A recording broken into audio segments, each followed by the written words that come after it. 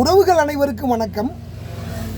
மாற்றத்திற்கான முதல்வர் விஜய் அவர்களுடைய ஆட்சியில் சுகாதாரத்துறை அமைச்சராக இருக்கிறவங்க பார்த்தீங்கன்னா 8000 தனியார் ஆஸ்பத்திரிகளுக்கு அனுமதி கொடுத்துருக்காங்க.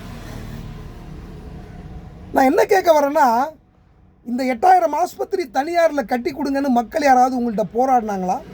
இல்லை மக்கள் யாராவது மனு கொடுத்தாங்களா?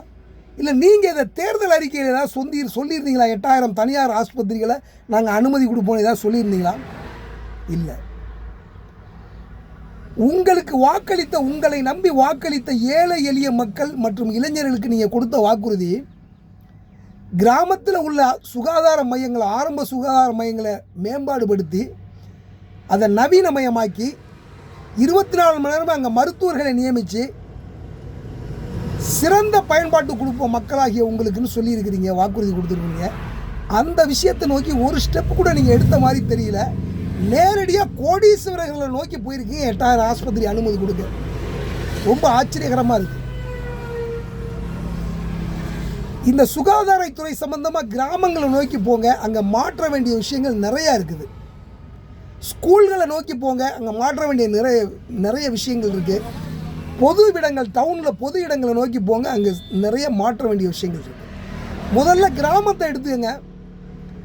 ஒவ்வொரு கிராமத்துலேயும் அந்த உள்ளே போகிற சாலை, கிராமத்தில் இருக்கிற சாலை இருக்குது பார்த்தீங்களா, இரு பக்கமும் மலத்தை கழித்து நார் அடித்து வச்சுருப்பாங்க அந்த மக்கள்.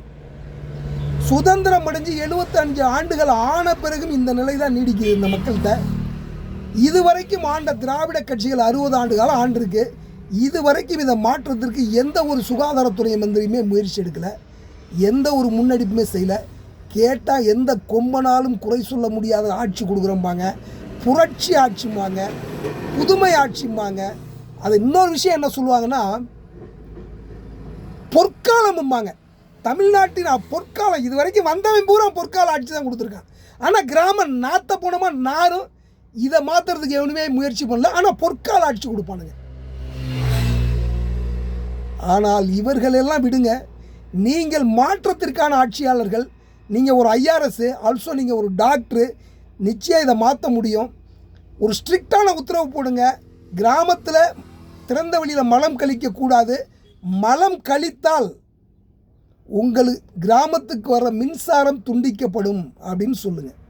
இதை பொறுப்பாக அந்த ஊரில் இருக்கிற VO, தலையாரி அல்லது அரசு அலுவலர் யார் இருந்தாலும் சரி, அவங்க எல்லாருமே இதுக்கு பொறுப்பு. இதை நீங்கள் இதை பொறுப்பெடுத்து நீங்கள் செய்யுங்க அப்படின்னு சொல்லி ஒரு உத்தரவு போடுங்க. நிச்சயமாக மக்கள் ஏற்பாங்க, மாறிக்குவாங்க. உங்களுடைய ஆட்சி மிகப்பெரிய ரீச். நன்றி உறவுகளை, மீண்டும் ஒரு காணொளியில் சந்திப்போம்.